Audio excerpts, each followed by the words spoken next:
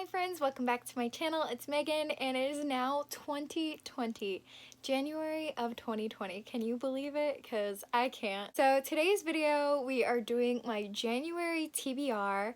I'm going to do a bookish resolutions for 2020 and a lot of the things will make sense as far as my TBR, but I'm just gonna go ahead and jump on in. So in January, I am part of the Half-Blood Book Club, so our live show is on January 5th, and the very first book is of course the book for that live show, and that is The Guinevere Deception by Kiersten White.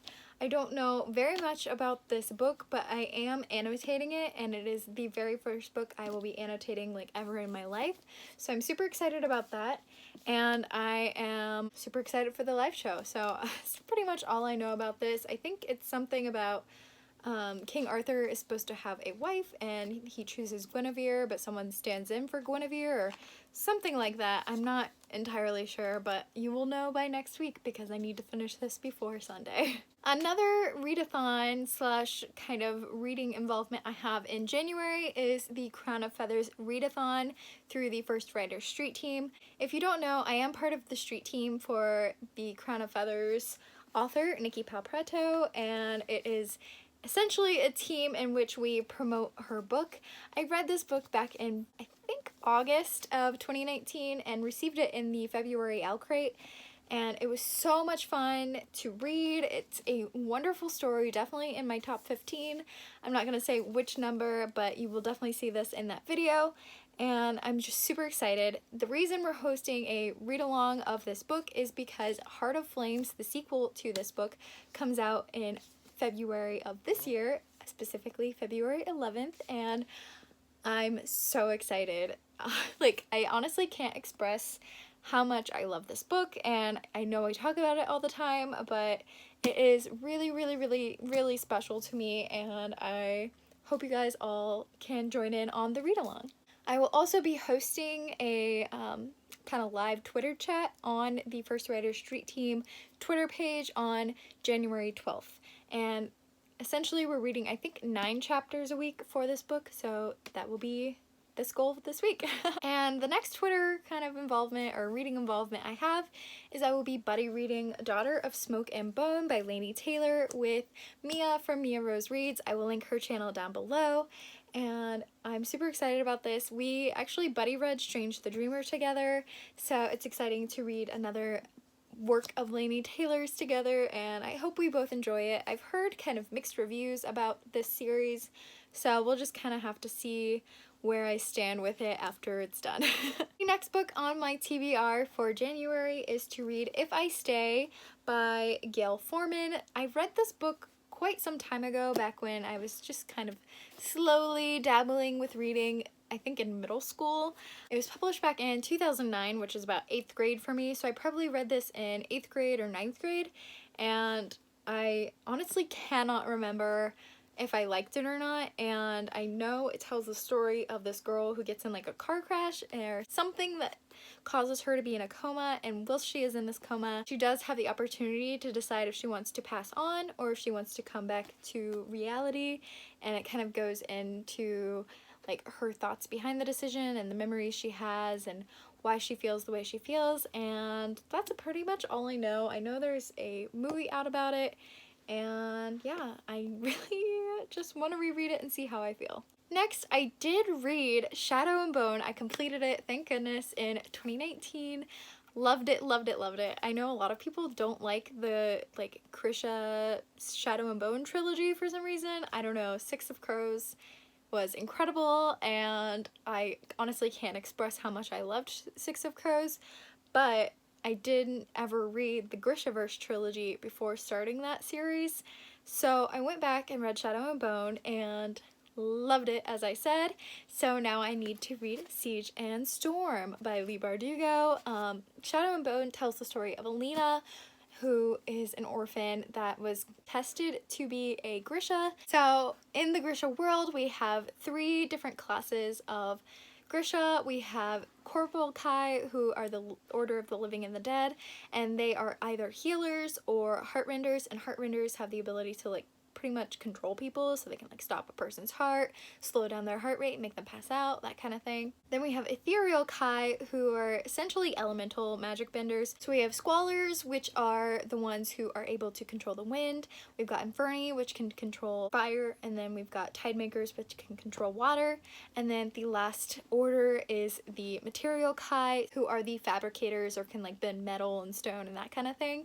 However, there are two kind of elements that are very, very rare, and that is light and dark. And Alina ends up being a sun summoner, and it's her journey in this world where you're supposed to be taken into the Grisha school as a young child, but she's taken in once she's like a lot older, so it's her learning about her powers and being an orphan and learning about Grisha, and it's like all kinds of things, and it was so good.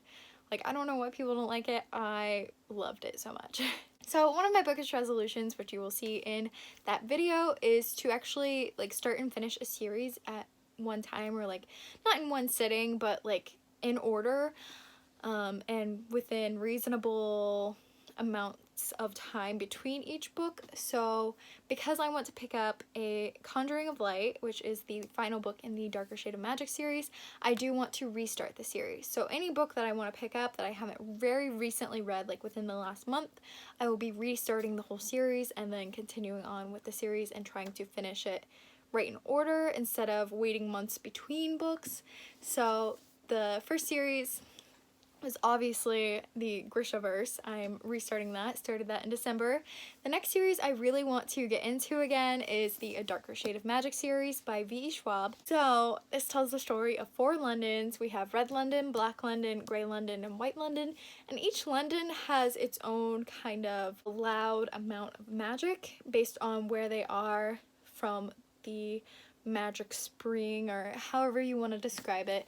And you aren't able to travel between these worlds unless you are a very specific magician. And this book tells the story of one of those magicians. His name is Kel, and he has a coat that is very peculiar, and that is the very first line of this book, and I was hooked from the very start, and I loved it so much. And yeah. The next book is to complete my winter edition of the Magical Readathon for the last week 5, and the first prompt that I received was to read a book that I promised myself I would read, or promised someone else I would read, and never picked up. And I chose House of Salt and Sorrows for this prompt because back in October during my TBR I picked this one up, and I think I talked about it very first in that TBR and said that this was my #1 priority of October and I was definitely gonna read it, and I never got to it. So that will be the prompt for that. And if you don't know, House of Salt and Sorrows is supposed to be a dark retelling of the 12 Dancing Princesses. The next book I got for the Winter Edition Magical Readathon, and my final prompt for all of the Winter Edition, is to read a book that was shorter than the most recent book I finished. And the most recent book I finished was The Raven and Other Tales by Edgar Allan Poe, which is a graphic novel. It's about 159 pages, and I really struggled to find a book shorter than that. I went through like all my graphic novels, and the only one I had shorter than that was The Tea Dragon Society by Katie O'Neill, but that is completely fine. I have been eyeing this book for quite some time, ever since I received it back in my very first Outcrate. So exciting, and I'm happy to finally pick it up. I've heard really good things about it, and yeah, I'm just really excited. It is only 60 pages, so it more than exceeds that shorter than your most recent read prompt. So just to continue on with my series, I am going to read A Gathering of Shadows, just to continue that like sequel kind of resolution, and then hopefully I'll get to A Conjuring of Light in February. But I did want to just kind of keep up with it, and I felt if I read the first 2 in January, I could definitely read the 3rd one in February, but if I have to push back, not a big deal. So this is on the goals, but we'll see how far I get, because these books are a little thicker than a regular novel. And the last book is fulfilling my resolution of reading a book that is out of my comfort zone, at least 1 book each month, and that is A Game of Thrones by George R.R. Martin.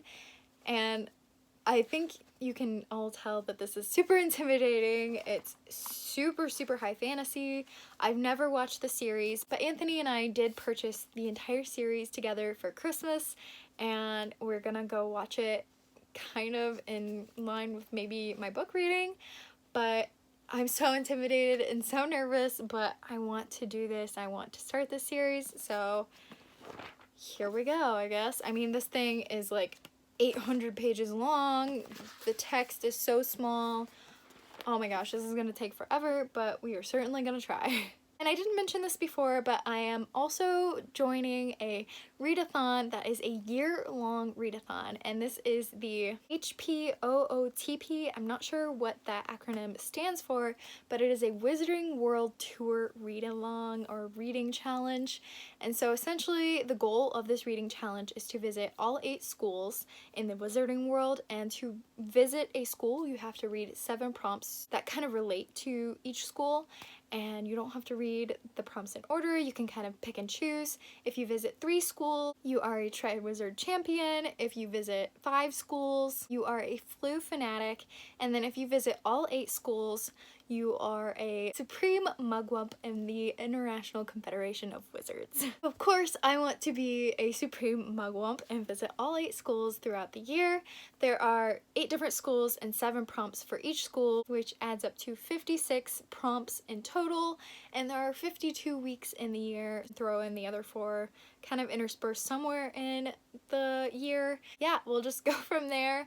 Super, super excited. And the very first school I'm going to visit out of Bobaton, Ilvermorny, Castleborough, Koldevostoritz, I'm butchering these names, I'm so sorry, Mahadakoro, Yugato, Durmstrang, and Hogwarts is Durmstrang. So because there are 5 weeks in January, I'll be reading 5 prompts from Durmstrang out of the 7, and those are to read a book that involves a secret, and I'm going to count the Guinevere Deception towards that. Next prompt is to read a book related to the cold, and for that I'm going to utilize Game of Thrones for that prompt. Again, I've never read Game of Thrones, but I know winter is coming is one of like the catch lines of Game of Thrones, so I'm hoping that somewhere in here is cold or winter somehow, and we're gonna count it. The next book is to read a book that is set in the outdoors, and for that I will be going with Crown of Feathers because that takes place mostly outdoors.